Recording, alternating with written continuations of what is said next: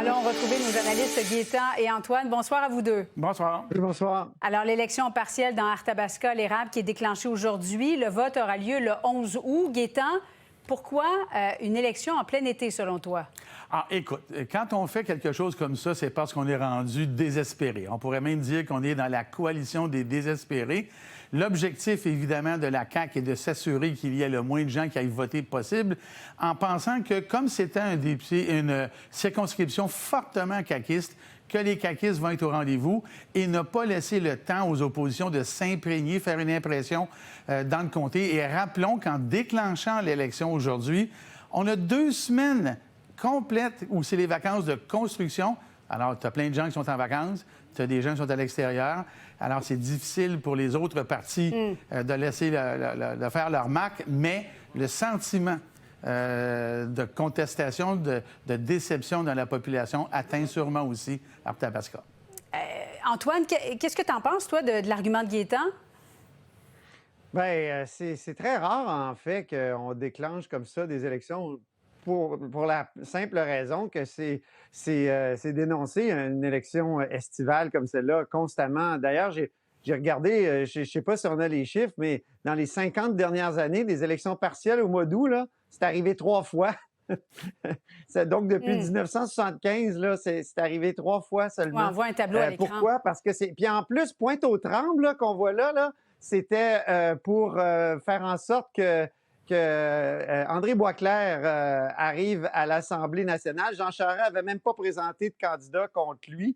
Donc, c'était pas une vraie élection partielle. C'était 2 élections perdues d'avance. Donc, là aussi, Jean Charest, à l'époque, en 2006, il voulait que ce soit oublié dans les affaires de l'été. Puis après ça, on rentre dans le quotidien. Là, à la fin septembre, là, la Chambre reprend ses travaux, puis on oublie un peu. Donc, c'est clairement la stratégie ici que reprend François Legault. Donc, pour favoriser un taux de participation anémique, on va regarder le tableau de ceux qui ont annoncé qu'ils allaient se présenter. Alors, il y a des candidats partout, Gaétan. Pourquoi le Parti libéral n'a toujours pas de candidat, selon toi? C'est purement là, technique, au sens où il y a un nouveau chef, il y avait un petit peu du pain sur sa planche à lui, refaire son équipe, renommer les officiers, et ainsi de suite. Mais je suis allé aux sources. Il y a un candidat, il va être annoncé cette semaine sans aucune hésitation. Ça va être une candidate, hein? Je ne sais pas c'est qui le candidat, mais c'est un candidat local. J'entends dire que c'était une candidate. Ah, peut-être. Mais la candidature, je ne sais pas si c'est un homme ou une femme, mais c'est une personne qui est un peu comme le candidat caquiste.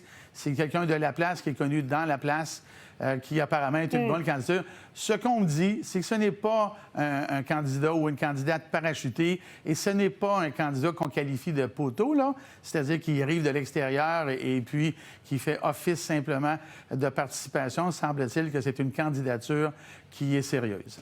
Antoine, qui a le plus de chances de gagner, selon toi? Parti conservateur ou Parti québécois?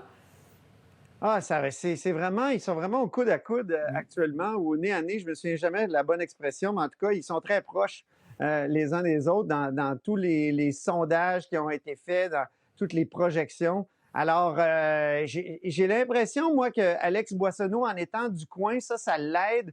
Dans ce comté-là, ça aide d'être du coin. Et d'ailleurs, dans les Vox Pop que TVA a fait dans les dernières semaines, on l'a entendu là, que M. Duhem était une sorte de parachuté. Donc, est-ce que ça va venir aider M. Boissonnault? D'ailleurs, la CAQ aussi a choisi un candidat qui vient du coin. Il paraît qu'il ne faut pas le sous-estimer, Kevin Brasseur de la Chambre de commerce qui a donc suspendu là, son travail. Et donc, il ne faut pas le sous-estimer. Il était à la tête des jeunes caquistes aussi. Je me souviens, pendant la campagne électorale fédérale, moi, j'ai pu discuter, échanger avec lui parce qu'il connaissait bien le terrain. Donc, voilà, ça va être toute une campagne et j'ai hâte de voir la libérale qui va plonger dans la course parce que à qui elle va aller chercher des votes, là? Qui elle va aider dans les deux qui sont les 2 chevaux qui sont en avant de la course, là? C'est toute la question qu'on se pose actuellement. Gaétan, C'est sûr qui que pourrait tout le monde diviser? Qui Ouais. pourrait diviser le vote, Gaétan? Ah, c'est définitivement Éric Duhaime. Diviser le vote, je m'excuse. Ça va être. Diviser, oui. Parce que tu penses que c'est Éric Duhaime qui va gagner? Ben, écoute, Éric Duhaime, moi, j'ai parlé à des élus municipaux qui sont dans la région, évidemment, d'Arthabasca. Et puis, on me dit qu'Éric Duhaime, il est dans son élément. D'abord, il a fait une excellente campagne, très présent, très actif, sur un terrain fondamentalement conservateur. On sait que c'est un comté conservateur au fédéral et au provincial. Ça, c'est bien connu. Et il y a, là, comme partout au Québec, un sentiment de déception, d'épuisement vis-à-vis la CAQ. Alors, Éric Duhaime, là, dans un vote de contestation, et avec le travail qu'il a fait, il est en excellente position. Alors, tant le Parti libéral peut faire perdre des votes, oui, ça c'est très clair, mais à la fin, je pense que c'est une bataille entre Éric Duhaime Je voudrais et ajouter Kevin Brassard. qu'il a été habile ce matin, Éric Duhaime, en disant il y a comme un droit démocratique d'être là. Parce que quand on regarde le nombre de votes que le Parti libéral a obtenu, le Parti québécois, le Québec solidaire, le Parti conservateur n'est pas tellement en arrière, là, 530 000 voix par rapport au Parti libéral qui n'en a pas 600 000, là, je parle de 2022. Il y a comme quelque chose d'injuste. Donc, il peut plaider l'injustice puis la nécessité de redresser cette distorsion-là démocratique. Moi, là-dessus, j'ai trouvé qu'il y avait un bon argument. Il dit, j'ai comme un droit d'être là. Là. Je représente quand même plus de 500 000 personnes qui En sont pas politique, il n'y a pas de droit. Il y a C'est des- les il y a des électeurs élections. qui vont. Non, mais je veux dire, il peut prétendre. prétendre. Il peut prétendre ça parce qu'il y a bien des gens qui ont voté pour lui qui ne sont pas représentés actuellement.